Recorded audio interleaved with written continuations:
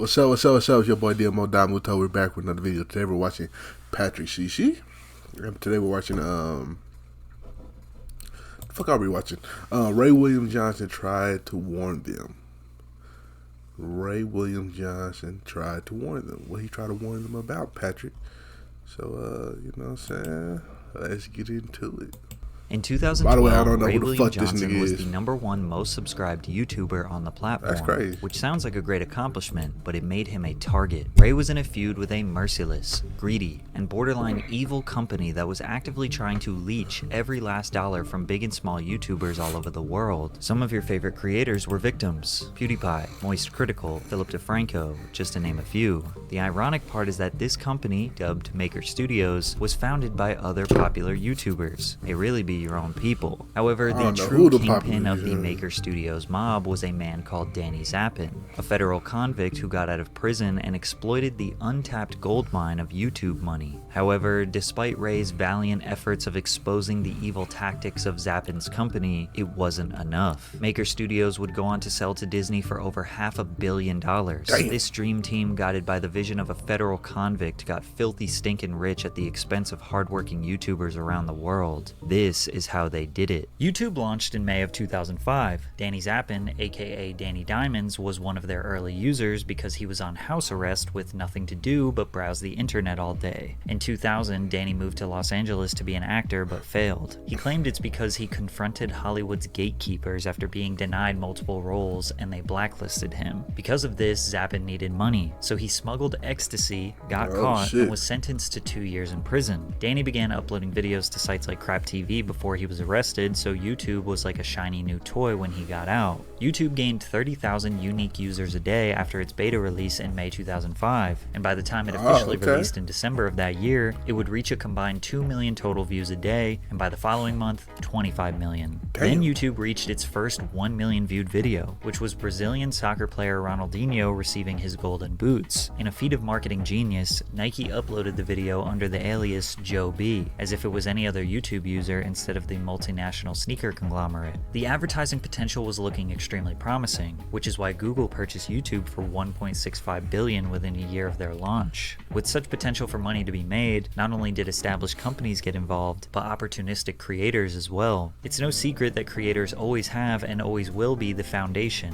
the backbone of what makes this site amazing. YouTube content in the early days consisted mostly of just things related to Club Penguin, classical music masterpieces, memes, really bad tutorials, more memes, and Soldier Boy. But sprinkled in there were creators who made skits, storytime videos, theories of the universe, news channels, and the first YouTube influencers were starting to gain millions of views on their videos. YouTube then launched their partner program that pays a percentage of the advertising revenue when ads are shown on their videos. Most creators at this time treated YouTube like a fun hobby and not a career path. However, people like Danny Zappin saw an opportunity that he knew he could exploit. Danny told a few other creators about his vision: his girlfriend Lisa Donovan, her brother Ben Donovan, as well as Shay Carl and Kasim G, who were all YouTubers. One night they all got together for a brainstorm session and laid the foundation for what would become Maker Studio. Everything originally, the idea, we were all content creators and there are a few others, and the idea was if we could come together and share our audience and build an infrastructure, we could all scale and build a company, you know, to what it is today. And I made videos, but I didn't know how to do other things. Like, I wasn't a great editor, and I didn't know how to, like, you know, shoot things, and Maker gave me a place where all that was handled, and all I had to do was just try and be funny. And that working together, you know, you can help one another, you know, and I think driving audience to one another and helping new talent that hadn't been established. Who the fuck are these people? I think is really exciting. They essentially came up with the idea for a studio to share resources and talent, similar to Hollywood studios that have been around for 100 years. Danny thought this was revolutionary, but the idea was nothing special. Most people didn't know why we were founding Maker, and we couldn't get any of our actor friends to participate. The most popular YouTube content was low-quality webcam videos of people with simple ideas and a lot of personality. Why do they need a professional studio? Well, the answer was they didn't. And even 15 years later, many of your favorite creators today are just people in their room coming up with stuff. True. Danny had a plan, and step one was to create a success story to prove this could work. Danny and the group launched a collaborative channel called The Station, which even included Shane Dawson, Philip DeFranco, and Hi, I'm Ron. Maker believed each of those stars could be used to direct fans to new artists, which inspired the company to build a network of affiliated channels. And they were right. They had immediate success with Hot Girls on Teen Cribs, amassing 60 million views. Fuck? What's up, MTV? My name's Ariel. Welcome to my crib. Let me show you around. Meet my less attractive friend, Jasmine. She's super ugly, but don't hold it against her. The station established an office space where they would connect during work days to plan, shoot, and edit the content. They recruited more people to be a part of the team. Andrea's Choice, What a Day Derek, Cecily, The Fine Bros, who changed their channel to React, Michael Gallagher from Totally Sketch, Timothy De La Ghetto, the list goes on and not on. Timothy De La Their Ghetto. main type of content were comedy sketches, Chantarazu. similar to College Humor, but way worse. I've been working at this bar for 2 months now, and I gotta say, these people are really into their craft beers. Can I get a Pooch Daddy Saison? You guys got any Blue Caboose barley wine? One doppelganger doppelbock. Hey, Teach, do you? Do I what? Do you? Splooge! I would never! You should. Splooge is the new cool thing. Most of their humor was extremely low-hanging fruit, men fuck? dressing up as women, playing on racial stereotypes, and trying to make anything as sexual as possible. 99% of this content aged terribly, but this was a time where the edgier you were on YouTube, the more views you could get. We're here with two hot sluts on Abbott Kinney to see what they think about what's happening with the recession. Danny Zappin was pretty much Two the hot only person sluts. at the station who wasn't on camera. That's because he was too busy figuring out how to get rich. Danny realized they had a money problem. They had a group of 20 or so creators with millions of subscribers, and they were generating tens of millions of views per month, but the ad revenue from the partner program wasn't enough. You see, the partner program in 2010 was not even close to what it is today. It was only available to a select group of very popular creators who had to apply and be accepted. But even those people weren't making significant money because the percentage split was terrible. The only way to make more money was to get more creators involved. But the studio only had so much space and employees to provide services to creators. This is where Danny's scheme began. Maker Studios formed a multi-channel network, or MCN. Instead of only working with the in-house creators at the station, Maker would try to discover talent all over the world and sign them to the network in exchange for 20, 30, sometimes 40 or 50% of the creator's ad revenue. Keep in mind, YouTube would send the entire sum of the creator's revenue to the MCN. The MCN would take their cutout and send the rest back to the YouTuber. That's like your paycheck going directly to your landlord. He pays your rent and then sends you the rest. It's hard to understand why anyone would be willing to give up such a large percentage and control of their income. Most creators just didn't know how this business worked, and that's where Danny knew he could exploit it. However, Maker did provide some real value. First of all, Maker could get any channel who signed with them instantly monetized. The partner program was still limited access at this time, and Maker had direct connections with YouTube since it was comprised of the most popular creators. You also couldn't monetize gaming videos unless you had a partner network, because video game companies would copyright claim videos using game footage. Maker even had music label connections, and music creators could use copyright music or make covers without getting claimed. YouTube support was notoriously terrible, and still kind of is, but Maker would provide you with a dedicated team member to help you with all of your YouTube-related issues. You even needed to sign to an MCN just to make custom video thumbnails. By April of 2011, Maker signed 150 channels that generated 325 million views per month. One of their signees was the #1 most subscribed YouTuber on the platform, Ray William Johnson. Their roster was very impressive with Ray and many other top creators, but Maker still didn't have enough money. So Danny raised $1,524,999 from a venture capital firm called Graycroft Partners. And at this point, fans still had no idea how serious this operation was, because the station's content was still just as unhinged as ever. All of the creators that signed to Maker were free to be as creative as possible, so you couldn't really tell there was an infrastructure around it. That's probably because it was still operated by creators who genuinely were interested in making videos rather than making money. But Danny was not operating in the interest of fans. Maker Studios was not taken seriously by the entertainment industry, they weren't respected, and that bothered him. He needed to legitimize the company. YouTube was known for low quality content, which didn't excite investors. Definitely were. I think the next stage that YouTube will eventually go to is what Netflix is doing. I think they'll step up and they'll start doing quality content and programming in the same manner. That's not just, Annoying Orange is huge and it's great, but the production value in a lot of it, and I'm not knocking them, but the production value on the majority of YouTube videos is not there. But I think once they step up to that next level, and I don't know what your plans are, but then yeah, it becomes its own network, just like Netflix and all these others that you're going to see popping up. So Danny wanted to make their company as big and legit as possible. Right. By mid-2012, they signed over 2,000 new channels and had viewership in the hundreds of millions. They leveled up from their previous makeshift office space to a now 40,000 square foot series of buildings in Culver City. They grew to 260 employees, a group that includes advertising sales, business development, and tech people. Maker tried to create animated series and shows that could be formed into movies, traditional television shows, merchandise, etc. But their most popular signees were still just regular YouTubers. Maker created what looked like a very successful production studio with multiple different departments servicing their clients, when in reality, it wasn't being put to use. And out of desperation, Danny Zappin made a critical error. Most of Maker's money was coming from their top few creators. Ray William Johnson was their cash cow. Danny approached Ray and said Maker needed a bigger cut of revenue from his online show Equals 3. He asked Ray to renegotiate their existing contract 8 months prior to its expiration. Y'all not subscribed to this? The terms were incredibly aggressive. They wanted 40% of my YouTube channel's AdSense revenue after production costs. And more importantly, they wanted 50% of the show's intellectual property in perpetuity. In perpetuity means forever. He refused the new terms of the contract. Maker Studio took offense to his refusal, so they threatened to shut down his project. 40% of a nigga that's making that many subscribers, right? I'm pretty sure he's getting hundreds of millions of views a video. That nigga is 40% is a lot of money. Maker Studio don't need that much money. If Maker Studio would have said about 7%, that's still a lot of money.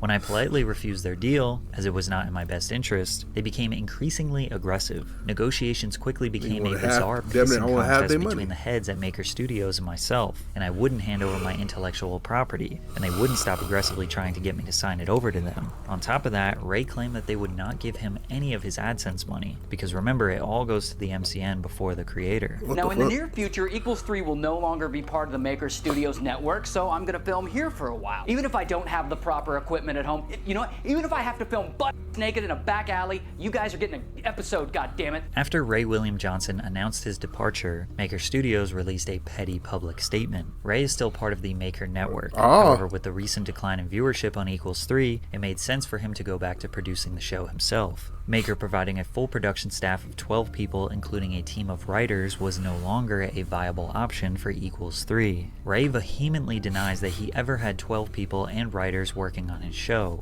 nor was his viewership declining. This led to a meeting to resolve the issue, where the CEO promised to return Ray's YouTube AdSense account to him. However, that never happened. They haven't made reasonable attempts to give it back to me. They are now even trying to leverage my own AdSense account against me so that I will sign over all your favorite Martians' intellectual property, void my stock options in the company, and sign a confidentiality agreement to never tell the truth. We wouldn't know about this hostage situation if Ray didn't post all of the information in an article published by New Media Rockstars. The other thing that he revealed to the world was that Danny Zappin was a convicted felon, and that he was waiting for his criminal record to be expunged so that he could officially become CEO of Maker. The ex-con texted Ray at 1 a.m. and said, "Your lack of integrity and character are sad.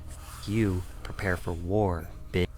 Ray tweeted that nasty text that Danny sent to him, and then Shane Dawson replied with, "I got the same text 3 years ago. Oh, YouTube." Which is interesting since Shane Dawson was a part of the original The Studio crew, then seemingly disappeared. Philip DeFranco said, "There's a theme Shane Dawson, though. I haven't seen that hinting name in a that minute. he has had the same beef with Danny Zappin." Then the Fine Bros also implied the same thing. Kasim G seemed annoyed at Phil for speaking up. "Philly D, you feeling okay?" Kasim G, "Just wondering how you and your guys can sweep this one under the rug."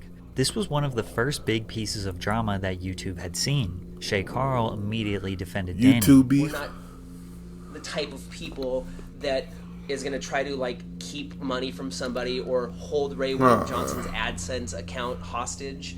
That is definitely not our intention, and that's not Danny Diamond's intention, and that's not Maker Studios' intention. I am proud to be part of Maker Studios. Maker Studios has done a lot for a lot of YouTubers.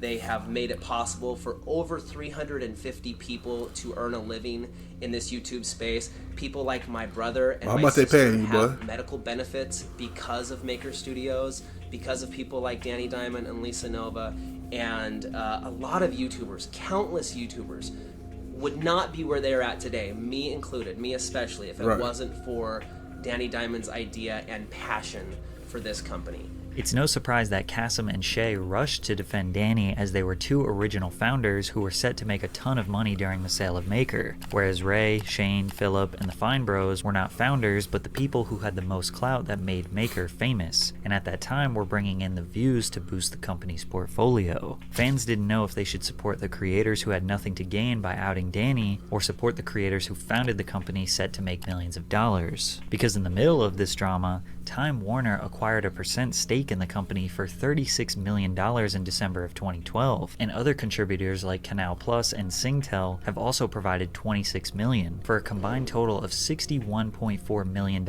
in capital raised for Maker. The company was now valued at a several $100 million. That's a lot of Danny millions. Zappin successfully built his company to be the corporate enterprise he envisioned on house arrest. Now he wanted to On take house his money arrest, and yeah. run. In April of 2013, Danny Zappin asked to leave the company, cash out his stocks, and receive 6 months of pay, but he was willing to stay on as an advisor. The board had a meeting and authorized his departure, planning to replace him with Enon Kreis, a successful businessman fuck is in his own that? right. However, Danny very quickly changed his mind, demanding a senior executive role in order to save the company. When it was denied, that's when Maker board member Mark Suster claimed Zappin became hostile. Zappin would file a lawsuit against Maker and claimed the now CEO Kreis, and the board hatched a plan to take away Zappin's power and shut him out of the company. I guess karma got the ex-convict badly. They gave him the same treatment that he gave Ray William Johnson 4 months earlier. But Danny made the right choice. He learned from his mistake as a failed drug dealer. You need to quit while you're at the top. Danny knew the MCN industry as a whole became worthless on April 12, 2012.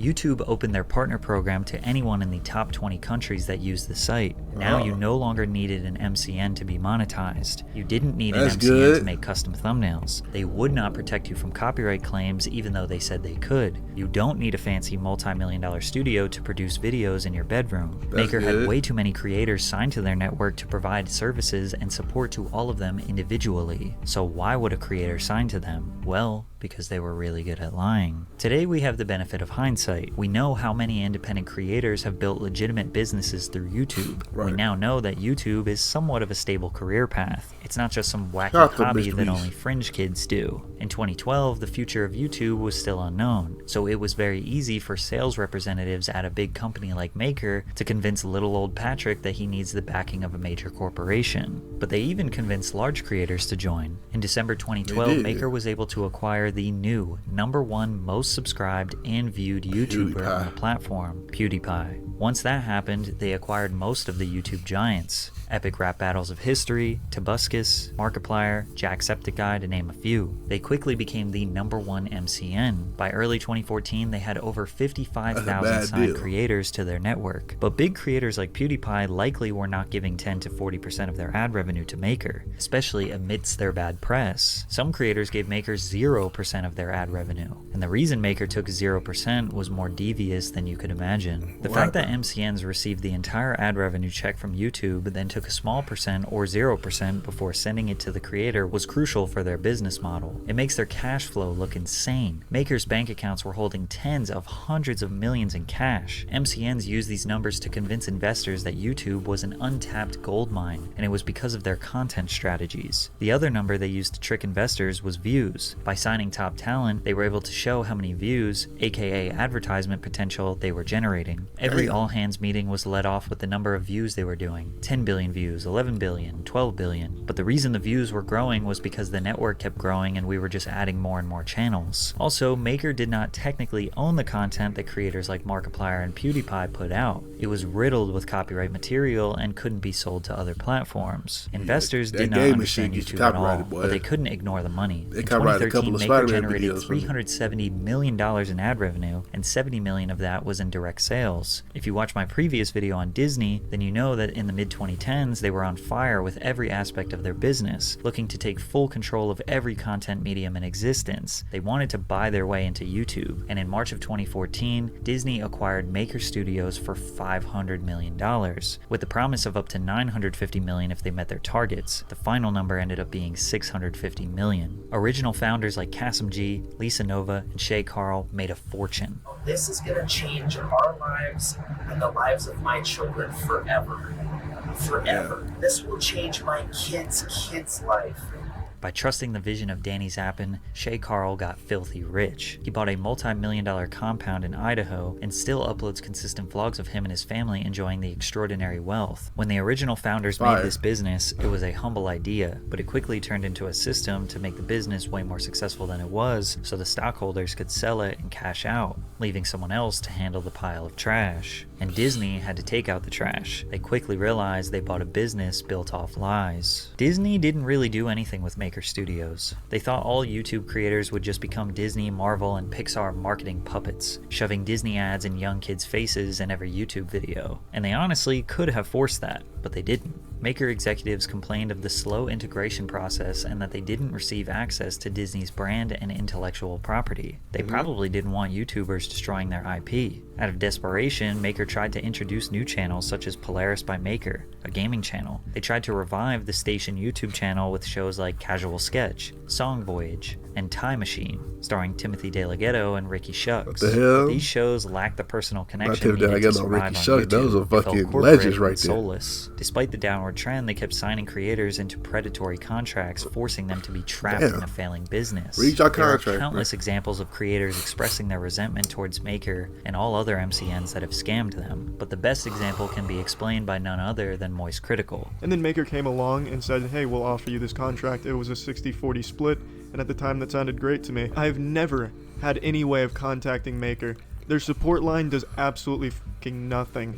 And if you don't have your channel manager there to be that bridge, then you just have no way of getting in touch with Maker. It would sometimes take up to 3 months to get one check from Maker. It was last year when my channel got disabled due to false copyright strikes.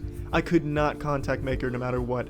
I did everything possible to get in contact with them. A contract shouldn't auto-renew. You should have to sign off on it each time it tries to renew. Maker Studios is just so lazy, so unorganized, and just doesn't give a about any of the people in their network. Insanely unfair money splits, terrible communication, no assistance with copyright, and automatically renewing contracts that creators cannot get out of. In a silver lining to a terrible situation, PewDiePie stepped in and saved the entirety of YouTube. His anti-Semitic joke and Nazi imagery had Maker immediately drop him from the network. Disney decided they could not take a risk on unpredictable YouTubers anymore. They cut support from over 60,000 YouTubers down to just 300. They rebranded Maker to Disney Digital Network, and now the MCN business is pretty much dead. It's hard to know if Danny knew this business would be a scam from the very beginning. It initially started out as a humble group of creators working together to achieve a common dream. And within a short few years, they were strongholding thousands of creators in evil contracts, forging their books to make themselves look successful, and almost destroyed YouTube as a whole. But I guess a few YouTubers got filthy rich, so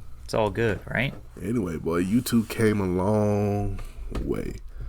YouTube done came a long way. Like, it's crazy from where we started to where we at now for YouTube. Like, YouTube is just a wild, like the early 2000s. And I didn't know nothing about YouTube until